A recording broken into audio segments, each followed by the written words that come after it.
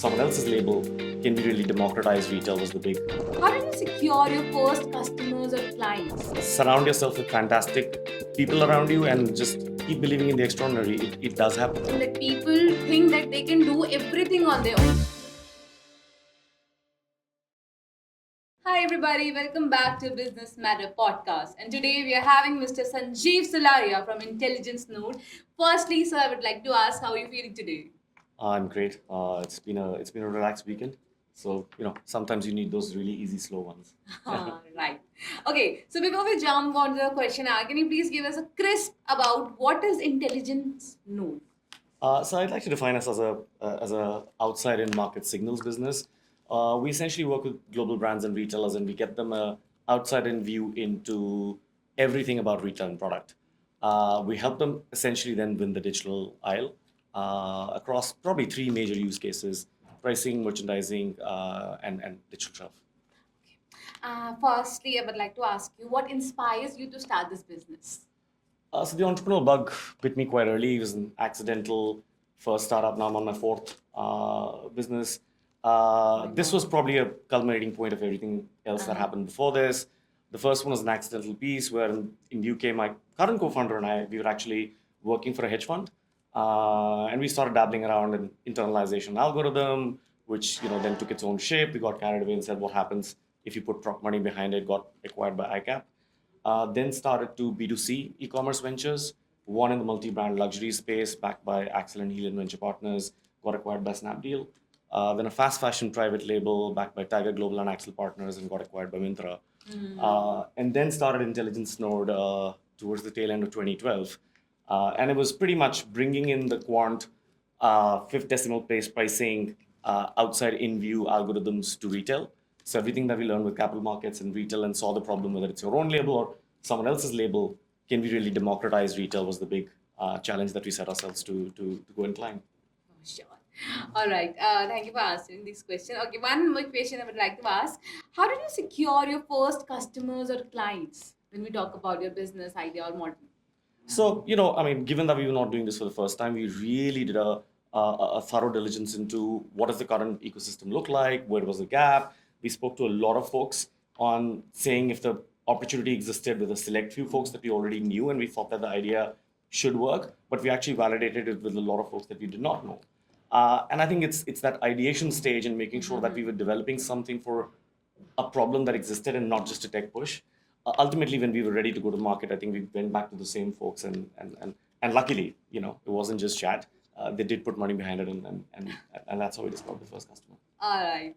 Okay. So we know that in this generation we're having so much competition here in the market. So how to differentiate your brand in a competitive market? Um, I think just generally integration is seen as the tech lever. We actually see it as a go-to-market lever as well. And we said that rather than just us selling, can we have an open API framework where we integrate into systems that are already embedded in the market, and that becomes an accelerator for us to grow further. So that was one piece, but tech isn't just tech. You need great people to build it out. Still, right? It's the whole chat about AI. Who's building that? So I think a big competitive differentiation for us has been the human talent, and we continue to be obsessive about it. And the final piece would be, I think, it's just been the quality of the data set that we built, which helps us differentiate. We really didn't go the here's my UI and this is better than yours. We said it needs to be great quality data that is operating at really high volume and velocity. Is how we differentiate ourselves. All right. In this generation where so many people are now keeping their direction to the entrepreneurship, but there is one major and one common problem that people think that they can do everything on their own. They don't believe in team building. They don't believe in teammates. So, what brings you decide that no, I cannot do everything. I need a team, and what your measures to find that okay, I want this person in my team only. So no, it's a great question. I think just there is it's a problem with almost every founder that you think you're the best at doing everything, and you tend to not delegate. I'll do it quicker, but ultimately you burn out. Yes. I think it's being honest with your own self and saying, if you wanted to spend the next hour doing something, what is the most optimal use of that time? But then the second part of your question is what kind of people. Again, I think the most unique thing about entrepreneurship is you get to surround yourself with the people that you want. Right? It is completely up to you. So you go find your own tribe, you find your own kind of people. The other thing is the fifth employee that we brought in was an HR. HR. Yeah, so we knew that this had to be a DNA and a culture first kind of a business. Uh-huh. You know, a lot of people say culture, but what is it essentially?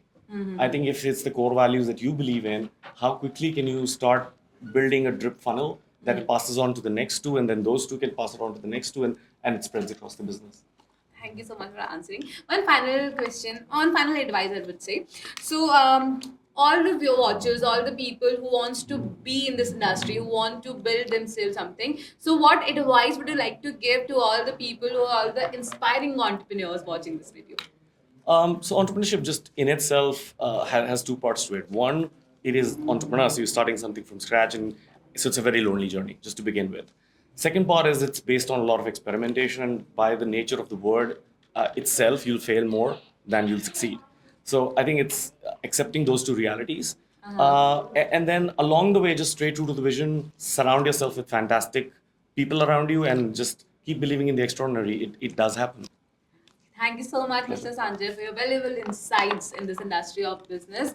And thank you for joining us in the podcast. Pleasure. Thank you.